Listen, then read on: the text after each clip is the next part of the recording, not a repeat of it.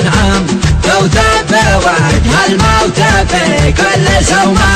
توثب بوجه الموت في كل سومة سميت باسم الله خلق الأيام الفخر سبح ما خلق من يسومه ولا تبلد نار عودا والأقسام أرش الجوارح ما تطوله رخومه حنا بني زيدان من خير الأقوام من يحتاج فينا نجليها مومه حنا الأكابر